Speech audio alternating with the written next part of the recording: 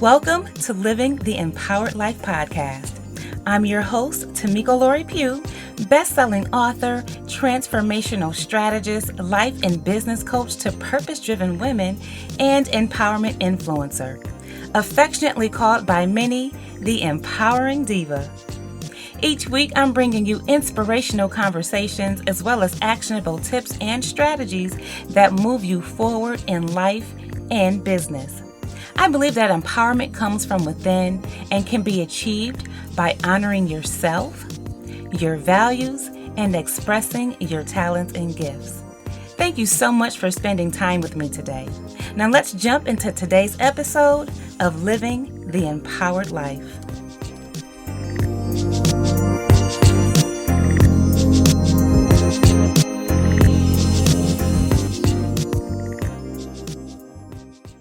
As we prepare to move into Season 2 of Living the Empowered Life podcast, we are bringing back some of our top episodes of Season 1. Enjoy today's throwback, and we will see you soon. Welcome to today's episode of Living the Empowered Life. I'm your host, Tamiko Pugh, affectionately called the Empowering Diva. In today's episode, I'll be speaking with speaker, author, and life strategist Sharron Jamison. Sharron will be sharing her tips and techniques to help you dare to soar higher so that you can live the life you are destined to live. Okay, so let's go ahead and dive into our conversation today with Sharron Jamison. Sharron, welcome to Living the Empowered Life podcast. I am so excited to be here. Thanks so much for the opportunity. I really enjoy and appreciate what you're doing in the world. So I'm glad to be a part of it. So thank you again. Yes, thank you so much. What I want to do now is just go ahead and introduce you to the Living the Empowered Life community. As an entrepreneur, author, speaker, visionary, and life strategist, Sharron Jamison has been teaching principles of love and self-empowerment for more than 25 years. Her career journey has taken her from owning a fitness studio to managing multi-million-dollar accounts for an international biotechnology firm. Sharron is a dynamic and energetic speaker who has delivered passionate, powerful, and inspiring speeches to audiences of all sizes. She knows how to captivate and motivate people to see their own potential, leverage their unique talents, and embrace their own power to achieve their goals. She challenges people to dare to soar higher. And so what I love about Sharron, her and I are both members of several women's empowerment and entrepreneur groups. And so again, Sharron, I want to thank you for taking the time out of your schedule to join us today. I know that you're very, very busy. So thank you for being here. Oh, I'm grateful. Thanks so much for the opportunity. I'm looking forward to our conversation today. You know, one of the things I know over the past few years, I've had an opportunity to follow you on social media, and I've always been inspired by your persistence in empowering women or empowering the community at large. I mean, just from your Facebook posts and to all of your motivational live messages. And one of the things I wanted to talk to you about is you talk about being able to daring to soar higher. What does it mean to soar higher, and how did you come up with that concept? Oh, yes. I believe that daring to soar higher is so critical because we all function in a way that we were bred to do, but we were born to be bigger and better than we are now. So to dare to soar higher means to get beyond and above all of our excuses, all of our societal norms, all of our conditioning, all of our historical drama that was passed down to us so that you can really be who you were created to be. So soaring higher means that we have to step beyond where we are now and step beyond where and how we were raised and reared and step beyond all of our mistakes and failures to be who I believe our Creator has called us to be. And so it's all about getting above what's holding you down, what's holding you back, what's holding you hostage. Because if you can get above it, you can get beyond it, and then you can be what you have been called to be and not settle for what you have been told to be or tricked to be. And so I think that's really important for people to soar higher than they have ever soared before, because I know that right now there is so much opportunity. And when people can get out of their own way and get beyond their conditioning and those paradigms and those embedded intestinal stories that impede their own progress, they can really enjoy fulfillment. And I think that's what we all want. We want to be fulfilled, being who we authentically are. But you can't do that if you cannot soar beyond what you are now or what society has told you to be. I love that. And I love that you said, get above it and get beyond it. Get above it and get beyond it. That's like a tweetable moment right now where I want to just kind of tweet that out there. I think it's important that we know that we can rise above any circumstance that we've gone through in life and then moving beyond it. So often I notice that even with my clients, they don't want to move beyond what they've experienced in life. And sometimes we continue to tell ourselves that story over and over again, and we're moving backwards instead of moving forward. So your statement or your quote of get above it and get beyond it is so key in being able to move forward in life and being able to actually soar higher, as you call it. So I think that's amazing that you're helping people to do that and to get out of your own way. So often, Yes. How often are we in our own way of moving forward in life? I know personally I've done that in the past. And not that I'm perfect, because I'm sure I do it now.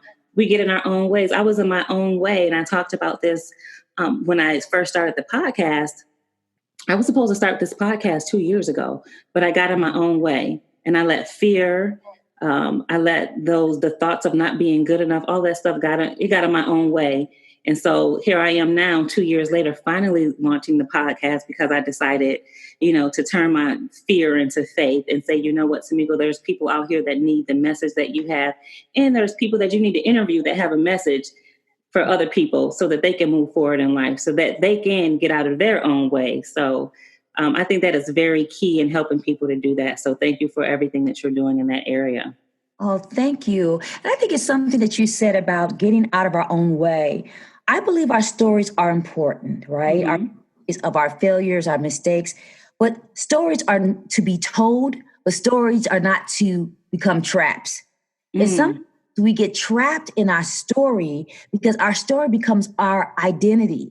And if somebody has told you you were dumb and ugly and stupid all of your life, that becomes so much of your identity, and you can never perform beyond your identity. So if you see yourself small, if you see yourself encumbered, if you see yourself ugly and untalented, you're not going to become a talented person. And so getting out of our way, I think is more difficult than we understand, because not only do we have what I call personal beliefs around failure and doubt, but they're also institutionalized and systemic beliefs, especially if you are a person of color or a person considered an other. So getting beyond our stories and getting beyond our stuff is not as easy. And I believe, and I said this in one of my books, it always takes another set of eyes to help you rise, because we don't see our dysfunction and we don't see how we're settling. And many times we don't see our own gifts. And that's why it's so important sometimes to have an objective view so people can help you see how they experience you, so that you can tap into all those unused and unclaimed talents and gifts and wisdom that you already have, because we came to the world fully loaded for success.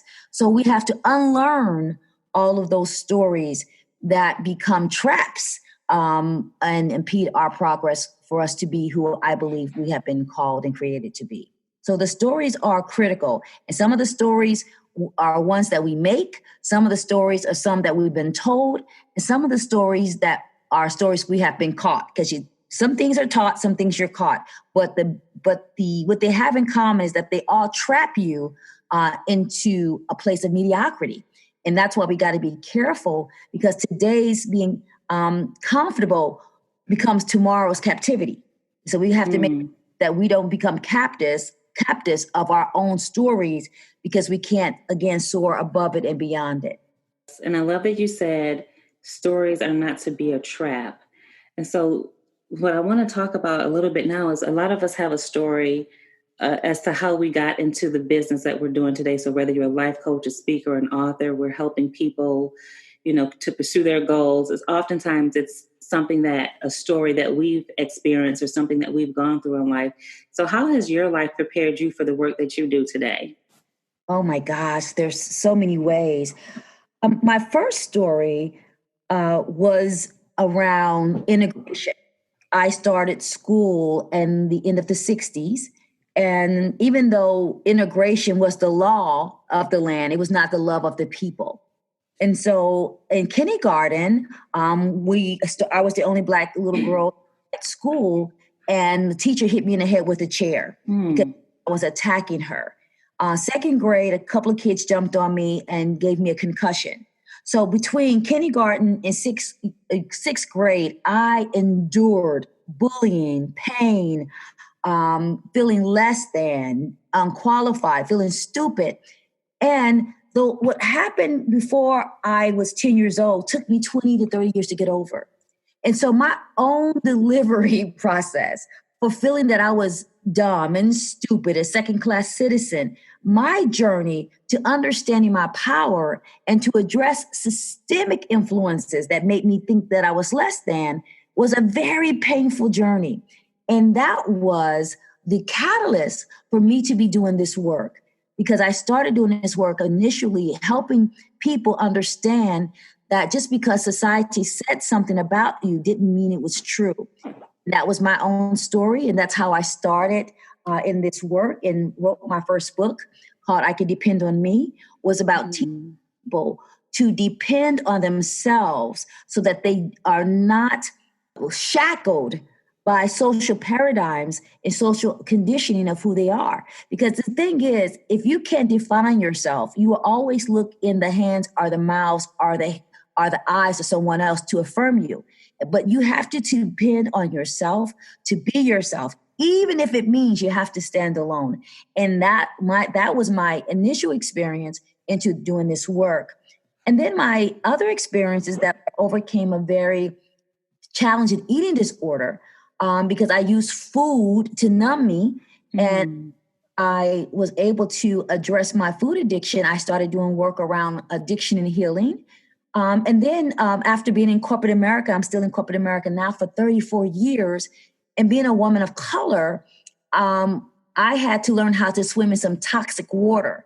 And so I started helping women of color understand how to swim in toxic water without getting bitten.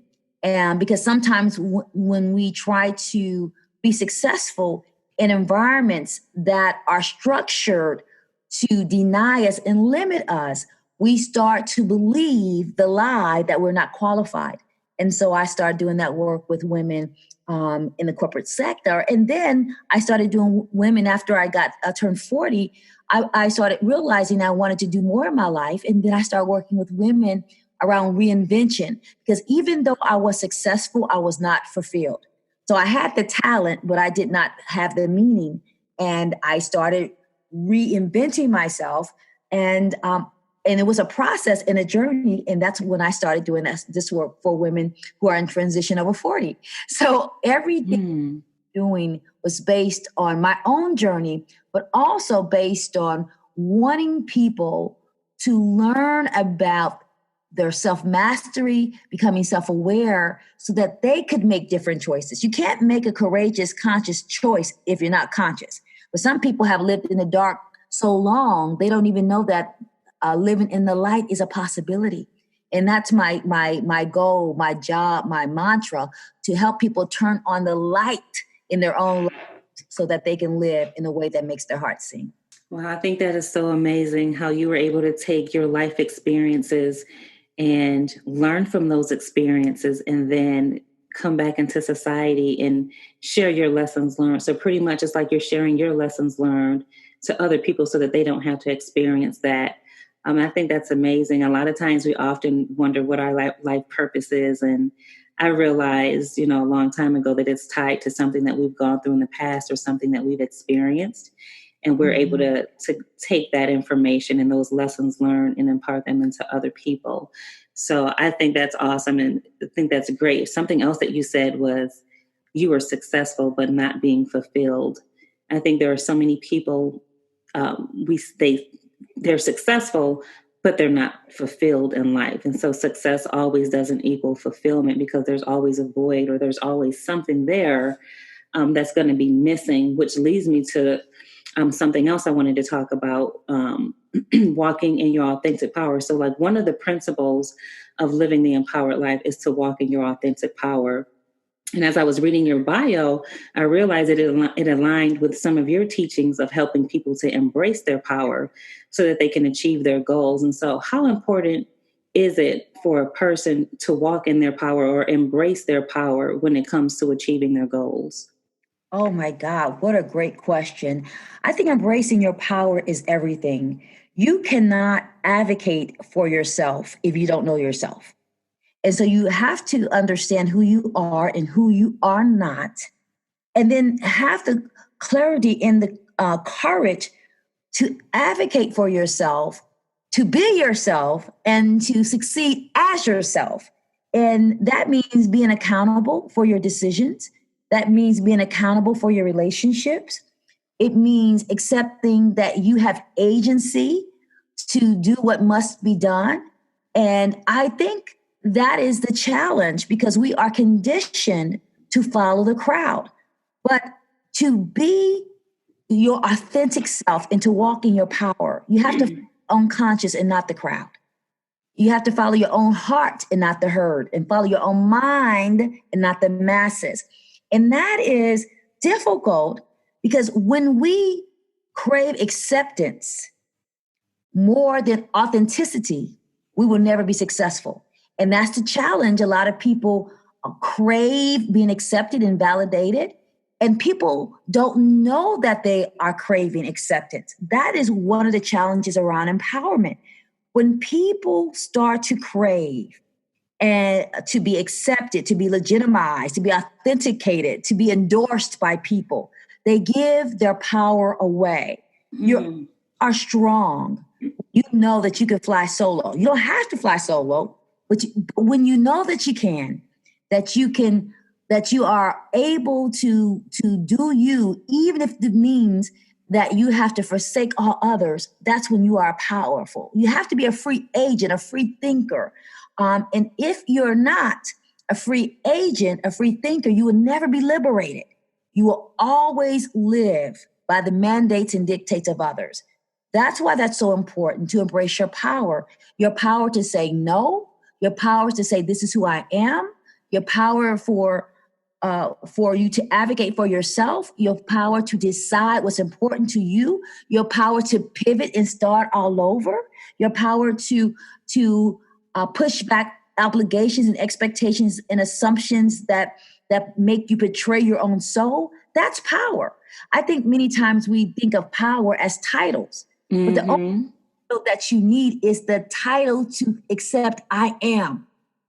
And if you cannot accept or embrace that your power is your own voice, you will never be a free agent. You will never be liberated. You're taking a stand means that you are sovereign, but you can't be sovereign if you need the applause from the crowd. And that is the challenge. Do you want to be authentic, or do you want applause? Do you want to be you, or do you want acceptance? Do you want to feel liberated, or do you want to feel loved with shackles, right?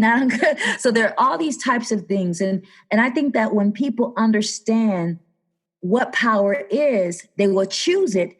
But many times people have not been taught that they have the power to choose. So they go along to get along, not understanding that little by little by little, they are selling their own soul. They are betraying themselves. And anytime we betray our souls, we will never be happy. Anytime we betray our souls, I'm sorry, I got to write this down. Anytime we betray our souls, we will never be happy. Yes, we can't be That's happy. Powerful. Because our souls know, this is what something is so important. Our souls know more than our mouths can articulate, right? Because remember, we came to the world loaded to be successful.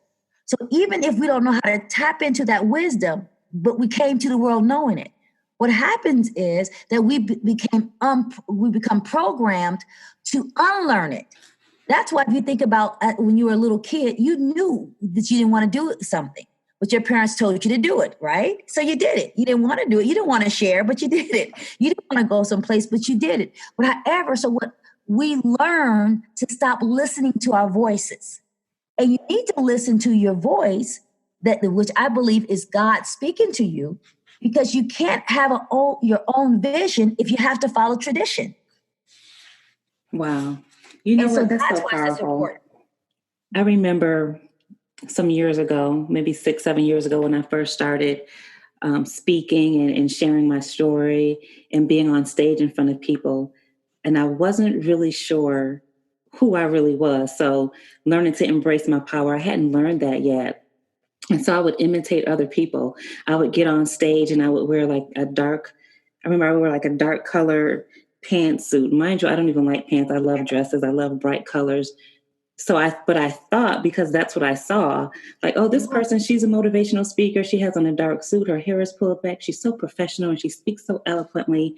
And I would try to imitate that and it just didn't work because it wasn't who I was. And you made a comment when you said, anytime we betray our souls, we will not be happy. I wasn't happy. The people that I was trying to speak to in the audience, they weren't happy. They weren't happy until I embraced who I really was and really learned to be authentic and walk and to embrace my power of who I was.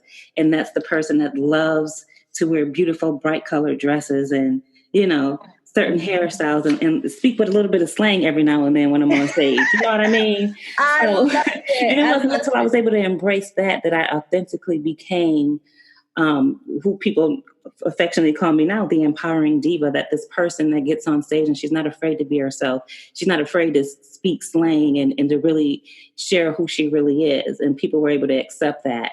And so that's what I think about too, when I think about embracing, your authentic power and who you really are called to be. And when you said, anytime we betray our souls, I felt like I was betraying who I really was. I was betraying the person that God called me to be because I was trying to be someone else and it didn't work. And I wasn't happy. And neither were the people that I was talking to. They weren't happy. So, but you know what? We're taught compliance before we're taught to be individuals. If you think, and when you're taught compliance, you become captives to whatever the teaching is, right? And I learned that because I'm also a PK and the minister myself. And one of the most empowering things I do as the minister is to tell people to critically read the Bible. Don't believe it. Critically engage it, question it, interrogate it. And that is something that people are very uncomfortable with.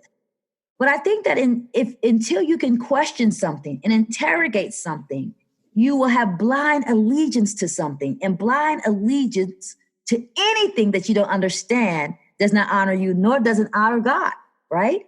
So I think that's really key. And something that you said was so critical about imitation. I believe as visionaries and leaders, catalysts, which you and I are, you have to walk not by sight, but by sound. Oh, yes. Sight means that we're going to imitate everybody, but sound means that we're walking, listening to God's voice in our own intuition. It's a difference. And sometimes my grandmother used to say something and I never understood the importance of it. And I put it in my new book coming up. She says, baby, sometimes you see better with your eyes closed. And I never thought about that until I thought about the power of imagination. Yes. You have to close your eyes so you can see better, because your imagination needs room to roam, and your imagination can't move if it's captivated by what it can see. Because remember, vision means you don't see it, or you're the only one who see it, but you see it in part. That's why I think for anybody doing this work, that they cannot walk by sight. They have to walk by sound, and not the sound of their own ego, the sound of their intuition, which I believe is how God speaks to us. So I think walking by sound is what we need to do to be authentic, to be courageous, and to fulfill our purpose. You cannot fulfill your purpose if you're walking by sight, because God didn't call us to be imitations of anything. God didn't call us to be imitators. God called us to be originators. That means that whatever we need to do has not been done before. That's why we have to close our eyes, as my grandmother said, so we can see what we're looking at. I love it. We can't walk by sight, but by sound. I love that. I love it. The power of imagination. Yes. The sound of your intuition. That's very powerful. That's a different way to actually look at it, because we often think, I'm not walking, we're walking by faith. We don't think about by sound and the power of the imagination and visualizing, and then listening to our intuition, which all comes from God. So that is very powerful. So Sharron, tell us a little bit about the Leadership Boutique. Tell us about that mentoring program. I want to know more about that. Sure. I started the Leadership Boutique because I was realizing in my coaching sessions that there were a lot of educated women who were in toxic environments, and it was eroding their self-esteem. And I'm talking about doctors and lawyers and pharmacists, people who had defied the odds, had come into these corporate cultures and start feeling less than, because they were dealing with microaggressions. They were dealing with hostile environments. They were dealing with code switching. But nobody was telling them how to deal with it. When I graduated from college in the mid-'80s, a couple of sisters took me aside and said, listen, this is how you navigate in toxic water, because you have to know the water that you swim in so you won't drown. And they helped me. But I don't think that's happening as much as it used to be when I grew up. I think we have bought into this illusion of inclusion. And so people are not getting the mentoring that they need to be successful. Now, they might get mentoring to do the job, but not mentoring to stay sane while they're doing the job. And sometimes you need people to tell you, this is how you deal with this. This is how you put language around something. This is how you control the room as a Black woman, because our experience as a Black woman is a very unique experience, because we deal with the intersection of racism and sexism. So how do you deal with that and still hold your power? How do you deal with that and still own your femininity? How do you deal with that without having to betray your who you are ethically to be more palatable to the privileged few? So we have to show people how to navigate through those experiences, because what I found out, many people were leaving corporate America wanting to start businesses, but they were leaving corporate America wounded. Low self-esteem, wounded because corporate America had beat them up, wounded because they had forgotten who they are. And from starting a business, entrepreneurship is hard. You don't want to start entrepreneurship from a wounded place. You have to start from some foundational understanding that you are valuable, that you are brilliant, that you have something to offer to the world. And so I found myself building people back up. And I said, you know what? I think there's some work to do there, because I have been in corporate America for 34 years. After I got my MBA in the pharmaceutical industry, which is a very white male-dominated patriarchal system, is shifting. However, I learned some things that if I would have learned earlier, I would have been more successful. But I had to kind of figure it out by myself, because I was the first generation person in the corporate setting. My parents couldn't teach me. I was first. And so we have a lot of people who are very successful. They're first. And when you're first, sometimes you don't have anybody to provide that guidance. And that's why I started Leadership Boutique, so we can come and tell the truth about our experiences. We can stop all the posturing, and we can give each other strategies and benefit from the collective wisdom of people who have been there before and have gone in those same toxic environments. Sometimes it's not toxic, but just difficult to navigate, and so that people can be successful. So that Leadership Boutique was my desire to provide something that I wish I had when I entered corporate America over 30 years ago. And it's been very successful. And I really enjoy working with those groups of women because it's interesting. People who are very educated sometimes don't get the support that they need. Mm-hmm. Because people think just because you're successful, you don't need anything. But sometimes you might not need money, but you need support because you're fighting different battles. You know, a new level, higher level, you have a different devil. And so sometimes people get pushed aside. If you just think about it, we don't ever evangelize to rich people. You evangelize to poor people. Well, wait a minute. The rich people need you too. The successful people need you too. The educated people need you too.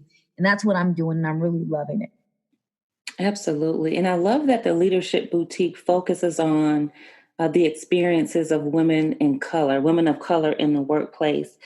Sometimes, like you said, corporate America can leave you wounded, especially as a woman of color. You can feel left out. You can become wounded and frustrated. And it's not a good feeling. And so one of the things I wanted to talk with you about, because of your experience in corporate America and leadership, what are some of the common challenges that busy professionals, or let's just say women of color, experience in their personal lives? So Sure. Some of those challenges that professional women of color would be experiencing in their personal lives. What a great question. One of the things I think it's important for everybody to understand is that our private pain shows up in public places. Yes. And the challenge is many times we have wounds because we were the only Black kid in the school, only Black kid in the class, only Black kid in our company. And those wounds have never been healed nor addressed, right? And so sometimes you are going into situations where you're wounded. And what happens is when you are a wounded person, you can't win the battles because you become so emotional. It's hard for you to hear feedback as objective because you feel like people are attacking you. It's hard to be strategic when you're emotional because we never are our best selves when we're emotional. So we have to deal with those types of wounds. Secondly, we have to deal with those types of wounds because oftentimes we're the first one in our families who has the six-figure job. And so even though we have our families, sometimes our families are jealous of us because we have it made in the shade. They don't understand that we are fighting demons every day, not only to get the job, but to stay at the job. And so sometimes we lack support, emotional support at home. And so many times successful people need support. The third thing I think people don't realize is that success is spiritual. And so if we don't clean, and I don't mean religious, spiritual, and if we don't really have a higher understanding of how to connect with our higher power, we won't have the power we need to withstand and endure challenges. And so we have to deal with how do we develop a healthy spiritual practice and a spiritual relationship so we feel strong even when we are facing challenges in the valley. Because you will go through the valley, right? But yeah, you will. A buoyancy, if you don't have some spiritual horsepower, you will sink in the valley versus being empowered to climb up the mountain again. So we need some support. We also need to, I feel like women of color, we need to understand that our history of oppression keeps us from collaborating with each other in healthy ways. I call it sister sabotage. And I see a lot of women in corporate America hurting each other because they have bought into this oppressive mentality that they want to be the only one. It's kind of like the crap barrel mentality. And so sometimes we are getting shot by friendly fire, each other. And so I try to help people understand where those toxic mindsets come from. And so they can understand the behavior when they're hurting their own sister. And so I do a lot of work around that. So those are 4 areas that I think are really important that people understand. And if I had to add one more, it's to get a coach. I've always had a coach since it wasn't called coaching in the 80s when I had a coach, but I did myself 10% of my income every year is a coach because I believe that you need an extra set of eyes to rise. I think I need to have a place where I can cry and tell about the frustrations of dealing with coworkers and and sometimes frustration of dealing with challenging situations that I have as a woman and as a woman of color. I need somebody to give me some guidance and some tips to be a better leader, better strategist, to be a better speaker, to run meetings more effectively. And you can't do that alone. And I think that's one of the challenges I see with so many Black women. They think they can be successful by themselves. Every dream needs a team. And even if your team is not in the sewing corporation that you are working in, you need to be supported by that collective wisdom so that you can rise. And I just think so many times, so many Black women have been hurt by other Black women that they are concerned to share and to tap into that collective wisdom. But if you don't have the wisdom, you can't win. Because it's one thing to have the ability to do something, but wisdom helps you know how to do it. And you cannot be successful without ability and wisdom. And I think that's the challenge that we need. And we need collective wisdom because a lot of us have not been in corporate America long enough to have enough wisdom. So we have to kind of put all of our wisdom together and to help each other navigate. Because if one of us is successful, all of us will become successful. And I think that is the key. It is the key. If one of us is successful, we can all be successful. And I love the fact that you talked about coaches needing coaches. Coaches need coaches. I think we all need someone that we can be accountable to. We all need what I like to call purpose partners. Mm-hmm. And so even for myself, having someone, a health and wellness coach, having a business coach, having a personal development coach, those are all important investments that I realized within the last few years. I need someone in each one of those areas because I can't do it by myself. I might say, you know what, I'm going to go to the gym 5 times this week. But if I don't have a coach or somebody to be held accountable and say, Tamiko, did you get up and get to the gym? I might not do it.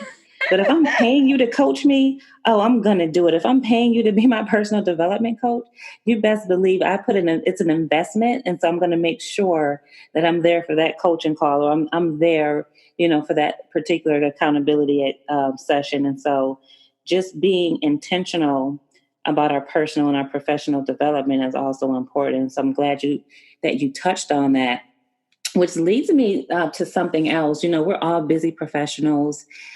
So I wanted to ask you, how do you start your day? So I'm a huge believer in practicing some type of morning ritual to get my day started, just so that I can have a positive, successful day. Like, I don't feel good if I wake up and if I don't pray, if I don't do prayer and meditation, if I don't recite my positive affirmations, which I call mirror work, where I actually look at myself in the mirror and I recite positive affirmations over myself based on, what am I facing on that particular day. And so I like to do that every day. If I don't do that, I feel like my day is just not going to go well. So do you have a morning ritual or something that you do as a daily practice that helps you prepare for the day ahead? Oh, yes. My first thing is prayer. Mm-hmm. And not only as a minister, but just as a person of faith and spirituality, I think prayer is key. Prayer allows us to talk to God and hear God talk back to us. And I think prayer, I have expanded my understanding of what prayer is, because I think we have many times thinking we have to be on our knees and have to have these formalities. Praying is just something that I do. It's just like I'm talking to you. Talk. So I think prayer is important. But there are 3 things I talk about and I do daily. One is for gratitude. Thank God for another opportunity to do whatever I'm called to do. I check my attitude because I ask myself, who do I need to become? What are my dreams demanding of me? What are my goals requiring of me today? So I always talk about, how do I need to show up? And then the altitude is, how far do I want to soar? Because I think soaring is a decision.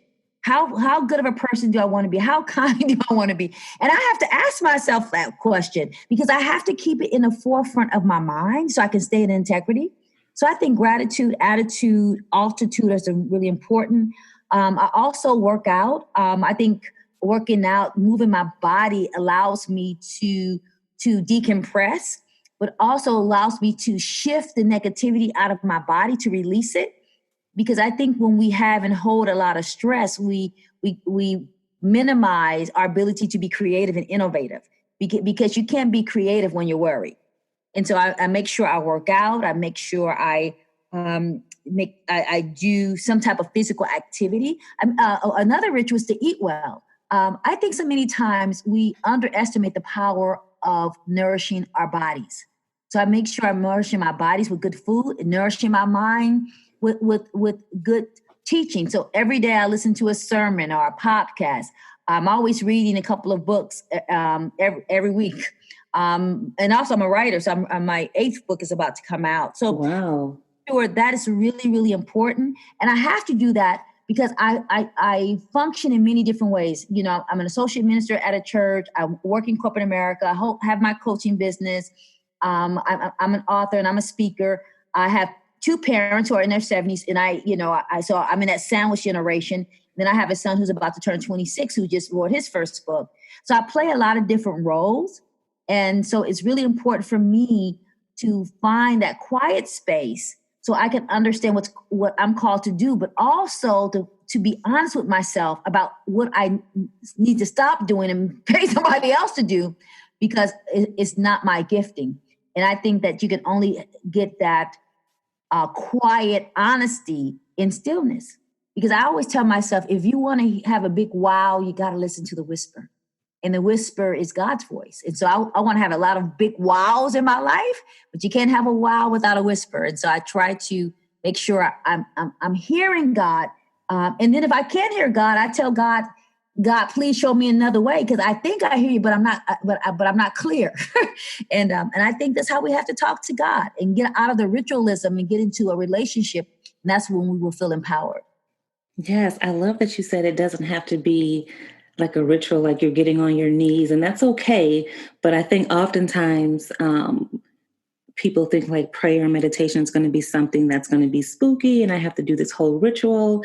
And it really doesn't have to be that way. I like personally, I call it a date with God, where I like to drink coffee. Like I start my day with coffee. And so I'll pour a cup of coffee and I'll pull out my journal, and I might have a specific scripture that, I'm meditating on that day. But that's my time alone with God. That's my prayer time. It's nothing spooky or ritualistic. I'm just setting a date with him. I'm sitting at my kitchen table with a cup of coffee and my journal, and I'm talking to him, or I'm writing him a letter in my journal. And then, I like to just sit quiet for a little while I sip on my coffee. But that's that's what works for me. And so I think we have to find what works for us. It may work for a person to get on their knees, to do something more of a ritual, but I think we have to find what works for us and what makes sense for us and our lifestyles. And I love that you said that you talked about the stillness. I think we have such busy lives.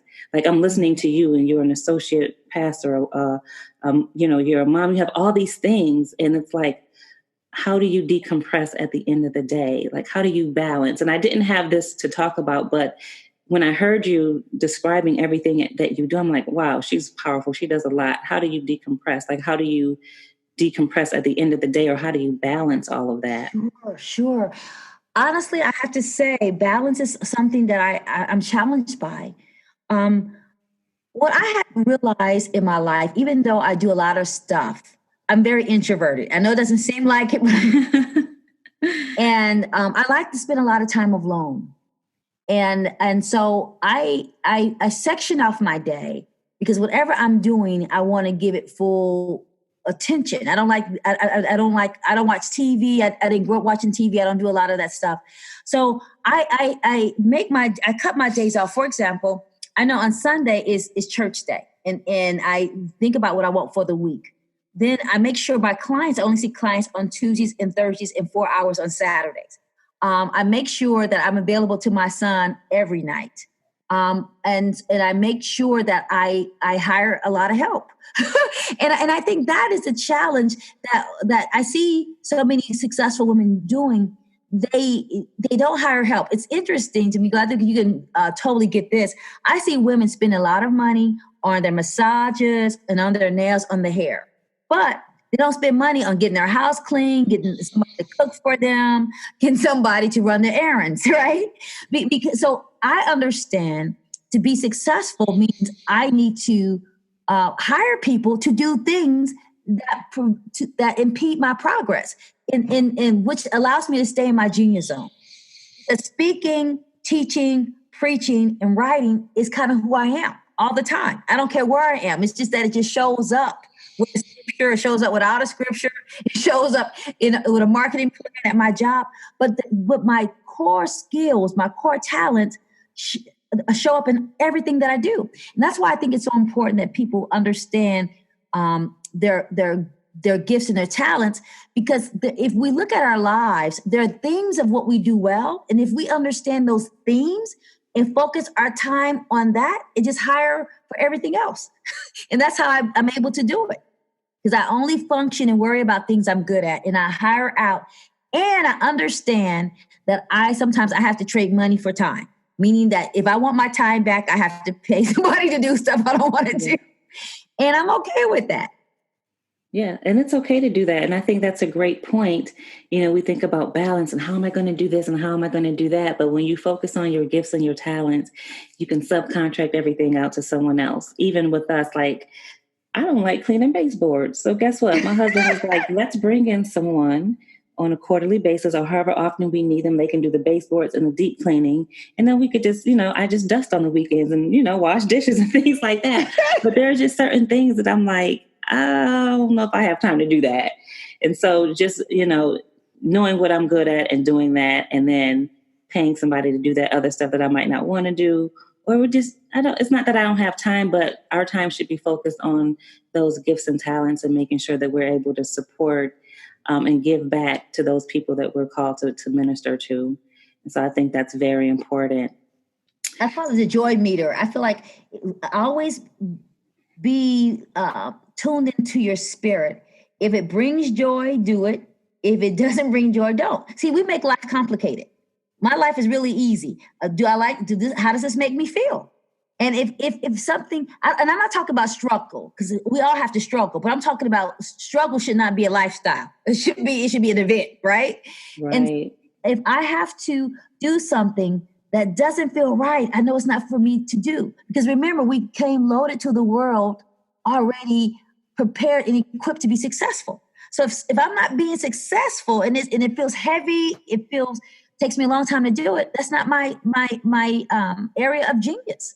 And so let joy be the barometer to determine if you should do something or if you should hand it off. That's so extremely true, Sharron. I really enjoyed chatting with you today. I've learned a lot about the importance, or like literally how to soar higher, how to dare to soar higher. So we had a great conversation today. But before we go, I do want to know if you have any other initiatives or anything else that you want to tell us about that you have coming up, any events.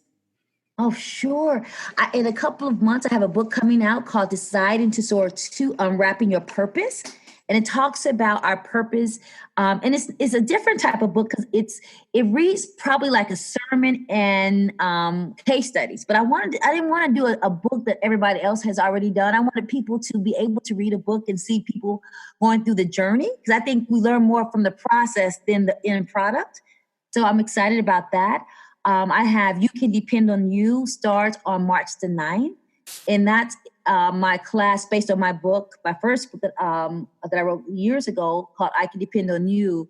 And it's really self-paced, so people can go through the modules, but it includes every Sunday I give a Q&A session for 60 minutes to answer any of those questions.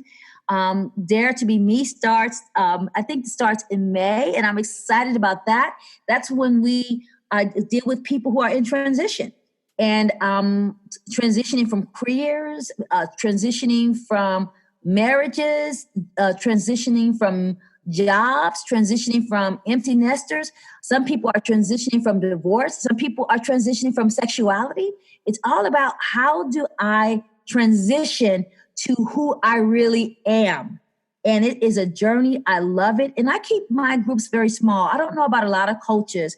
I love group coaching, but I love to keep my groups maximum 6 people, because you can't get that one-on-one that I think is really critical. And we need some hot seats. And then also won't share. After around 6 or 7, 8 people won't share what they need to share to get help. It's kind of like going to the doctor. You can't go to the doctor and you want your doctor to to diagnose you when you won't take off your clothes. It's the same with coaching. You got to kind of disrobe so we can see where the pain is and see where the malfunction is. And that's why I like to keep my group small, so people can have transformation. I think too many people are cycling through coaches, but they're not getting the transformation that they need, because sometimes people need more hand holding, and that's okay. So those are some things that I have coming up. I do have very small events, but I never publicize my events. So I might start doing that differently, just because I like to keep my event small. But I do have some roundtables coming up, and I would love for people, if they are in transition or if they are interested in looking at what's going on in their work setting, and look at some of the systemic influences that may be impeding their progress, to email me at Sharron@SharronJamison.com, because I don't want to publicize my class, because sometimes you get people who are not a right fit. And I want people who are willing and ready to go on the journey of self-discovery and self-activation. And I'm excited to see what this year holds for my life. That sounds exciting. So for anyone that wants additional information, or they want to follow you on social media, or get connected with you, what is your social media, and how can we connect with you outside of the podcast? Sure. Everything is my name, Sharron Jamison. And for my website, Instagram, Twitter, Facebook, everything is Sharron Jamison. If they follow me and friend me, I would follow and friend them back. But I would love for people to get on my mailing list, which is bit.ly Dare to Soar, because they will get updated on what's happening and what events and classes are available. And I absolutely would love that. And also every week I send out some type of free worksheet and some free content on my newsletter. So I would love for people to connect with me. But also, you know what, I just thought about something. I have a free 7-day audio series about friends, how to pick our friends, because sometimes I think we pick people who are available versus people who are suitable. And so I talk about what are the characteristics of good friends. And that's something that is absolutely free. And they can go on my website and download that. So a couple of ways to connect with me. And I look forward to connecting with your audience. And thanks so much for giving me this opportunity. Wonderful. I took away a lot of great nuggets. But one more thing before we close out, I'd love for you to share a final thought or a charge for the audience. A final charge would be for people to really get to know who they are. Get to know who they are without their titles, without their labels, without their degrees and credentials, without their diplomas, without their shoulds and expectations, to peel back all those layers that they have used to protect them and use to help them survive, and to see who they really are.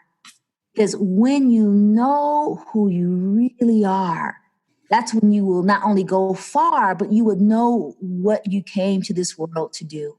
So my final charge would be pull back the layers and interrogate every story, every label, every belief that somebody has given you, taught you, because a lot of the beliefs that you are holding and having right now you have already outgrown. So peel back the onions, see who you are, because you can only soar high if you know who you are, because God will never bless imposter. God will bless you. That's good. That is so good. Well, you all heard it first from Sharron Jamison, Dare to Soar Higher.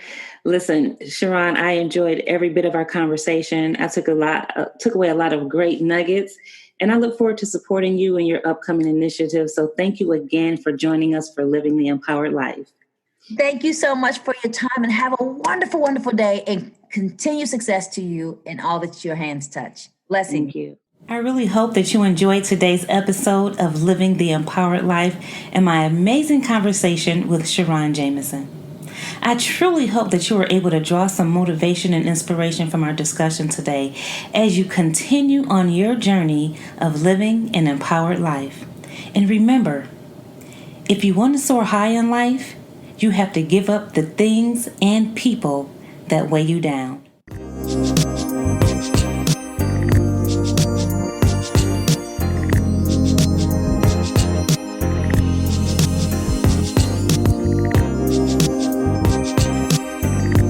Ladies, it's time to identify and live your life purpose. It's time to live life according to your values. It's time to set goals that move you forward in life and business. It's time to unleash your confidence. It's time to fearlessly walk in your authentic power. Ladies, it's time to live the empowered life.